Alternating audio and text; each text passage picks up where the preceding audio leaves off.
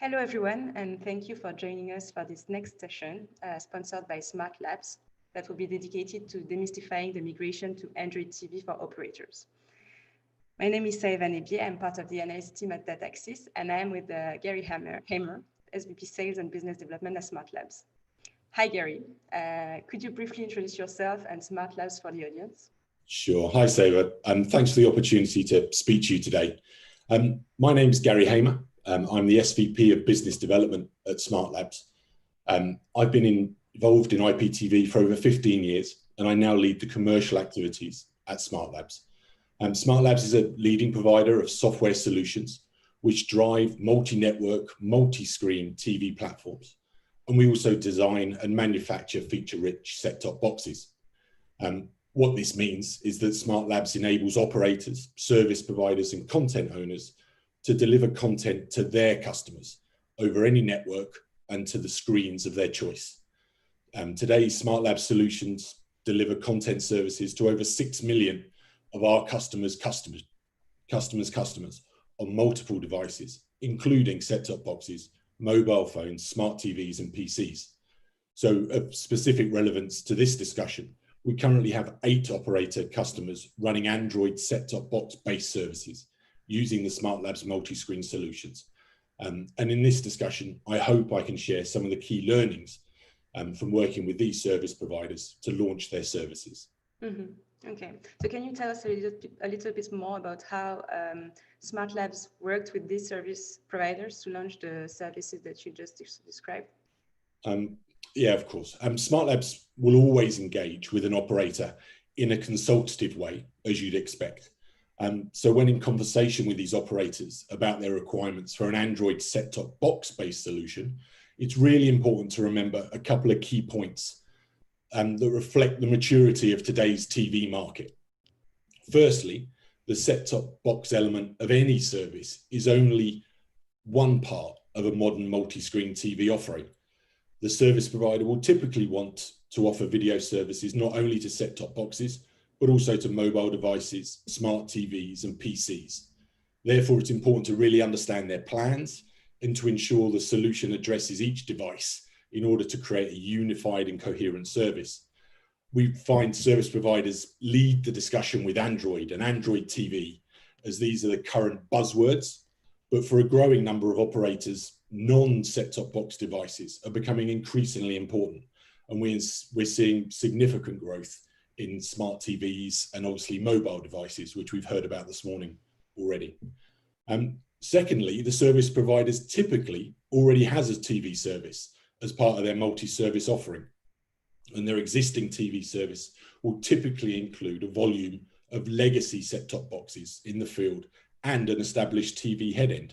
So this opens up the discussion regarding migration of existing subscribers from their legacy platform to the new platform, and the reuse of legacy set-top boxes and as much head-end infrastructure such as encoders, transcoders, media storage as we possibly can. And SmartLabs has helped more than a dozen operators successfully complete these service migrations during 2021. And during 2021, we expect to exceed over 1 million migrated end users, which is a real coup for us, I think. So to summarize, SmartLabs' role is to fully understand the service provider's plans and to work with them to deliver a solution that completely addresses the need to deliver content to all their required devices, and when required, make use of as much infrastructure, including their legacy set-top boxes, as we possibly can. And in my experience, this approach has enabled service providers to launch their multi-screen service quickly and within a manageable budget. Mm-hmm. Okay, so if we look at the challenges from the service provider's point of view, what challenges would you say these service providers are trying to address? So what is the appeal of Android-based services for the operators? This is a long answer. There are a lot of challenges when you're deploying an Android-based service. So the critical challenge we find for service providers is how they meet their subscribers' demand for access to new content today and in the future. So when operators explore this challenge, I find that when Android set-top box based services are being discussed, the service provider typically has a vision of becoming a super aggregator. That's another buzzword for the day. This means they plan not only to deliver their own bouquet of linear channels and on-demand content, but also to become the gateway to many third-party video services. These third-party video services may offer local, niche, or premium content as subscription VOD, transactional VOD, or advertising VOD packages. And as a quick aside, we're seeing growing interest, especially in the MENA region, for AVOD, in which content is delivered at no charge to the end user, but with relevant and targeted advertising. So in regions where ARPU is lower, credit is limited, this is a very attractive method for service providers to generate more revenue, and is a real growing feature of the SmartLabs platform. So third-party video services are typically delivered to end users over the top, so over using the internet, and with very familiar dedicated applications. Therefore, for a service provider with a vision of becoming a super aggregator, building an application-based set-top box platform makes absolute sense. And the most widely deployed application environment, which many operators and end users are familiar with through mobile devices, is Android. So for these operators, building an application-based Android set-top box platform at the heart of their TV service is a very credible solution. However, and here come a few of the challenges. As a service provider, the use of Android on a set-top box is not straightforward. And I'd just like to highlight a few of the additional challenges that need to be considered. Google offers service providers 3 Android options for set-top boxes, which you may have heard of. Android Open Source Project, Android TV, and Android TV Operator Tier. Android Open Source Project, or AOSP, is the basic set-top box platform offering from Google, and is the foundation of all the Android TV solutions. AOSP gives an operator access to the Android operating system, which can run on what you could call commoditized set-top boxes, which are available from a wide variety of vendors, including SmartLabs, and third-party applications, so video, music, weather, news, social media, may all be included as part of the service. However, the rest of the solution must be deployed by an operator and their partners. And in my experience, the effort required to implement an AOSP solution is very similar to a traditional Linux-based solution that we've been working with for the last 15 years. Unfortunately, AOSP comes with a list of restrictions from Google that must be considered. With AOSP, a service provider cannot offer access to the Google Play Store. Therefore, the service provider must create their own walled garden of apps, and the management of these is a responsibility of the operator and the app owner. Also, and perhaps most significantly, if your vision is to become a super aggregator, premium third-party apps such as YouTube and Netflix are not allowed to be run on AOSP. It must also be considered that in most situations, the AOSP platform cannot run on your legacy set-top boxes because these boxes are typically Linux-based. Therefore, selecting a solution vendor that's capable of addressing both Linux and Android set-top boxes with a coherent solution is really essential. Google's second offering is Android TV. We've probably all seen Android TV solutions at some point. This is the standard retail offering from Google. You can see it on smart TVs, such as those from Sony, and many retail streaming devices. The UI on these retail devices is known as the Google Standard Launcher, and is very familiar to many people. For a service provider, Android TV addresses many of those challenges raised by AOSP.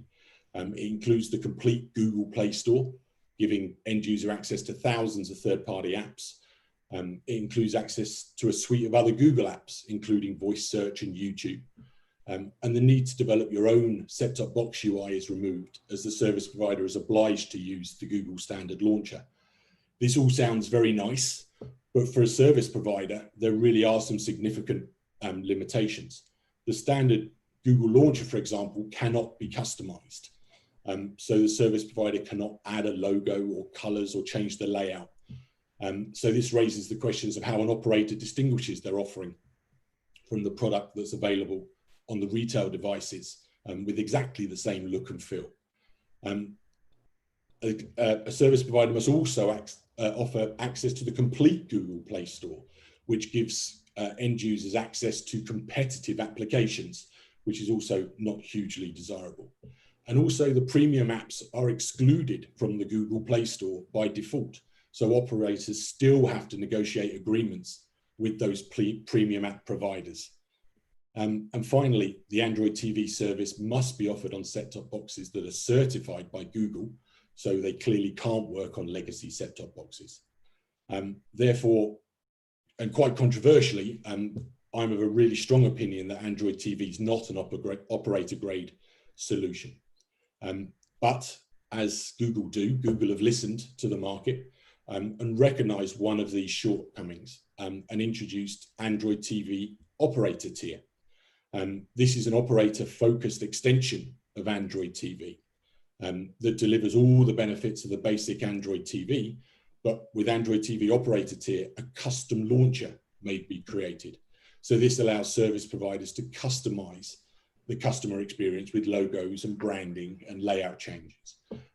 Google does apply a limited number of restrictions, but generally an operator can customize their UI's appearance as they see fit.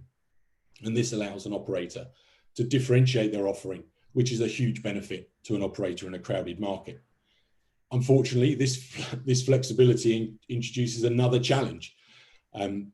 As the standard Google launcher is not being used, Google insists that the operator's customized solution completes a bespoke certification process, which includes the set-top box and the launcher.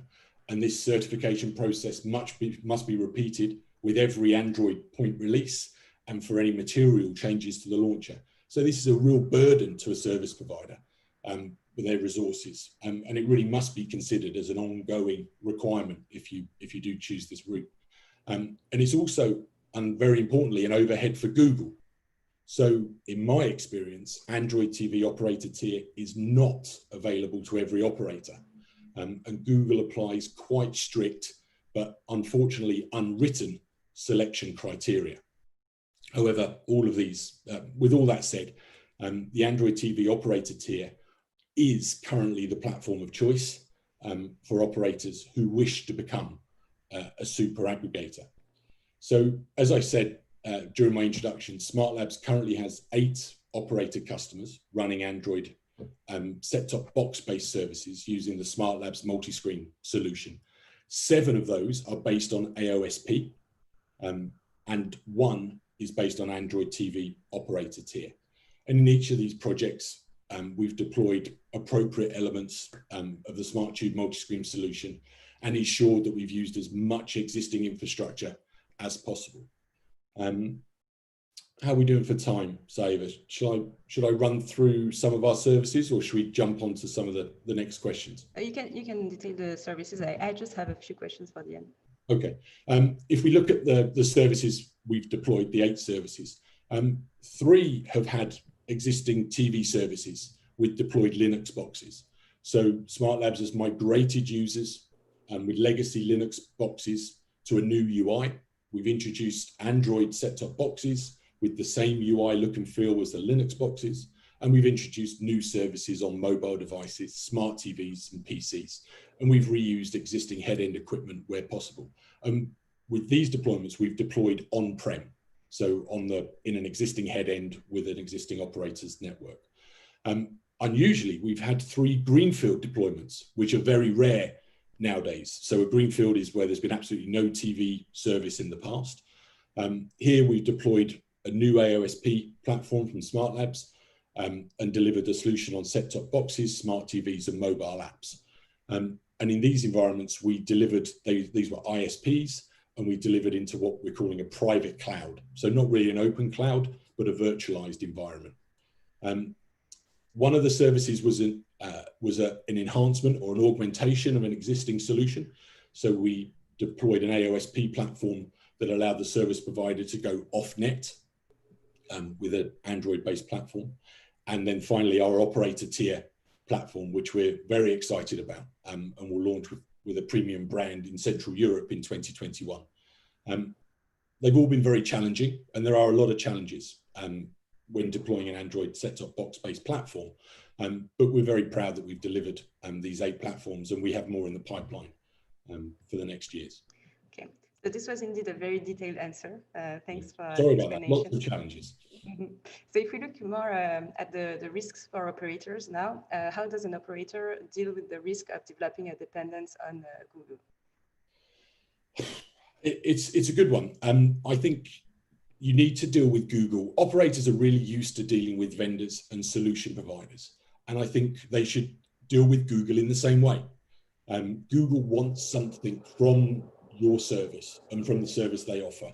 The dollar value will be very low and possibly zero, but there will be a payment, and that's typically access to your data and the data of your customers in a limited and agreed form. There's no surprises. They don't come and grab all your data, but there is a payment. So the dollar value may be lower, but there will be a trade-off. And that needs to be considered just as service providers deal with other vendors, such as SmartLabs, on a daily basis. One risk with Google is that what Google do next, and if Google decide to launch their own direct-to-consumer TV platform, I think that's a significant risk. We're seeing Disney do it. We're seeing, Facebook are doing things. Netflix are doing linear channels. If Google if we remember, Google did launch a TV direct-to-consumer service some years ago and then withdrew.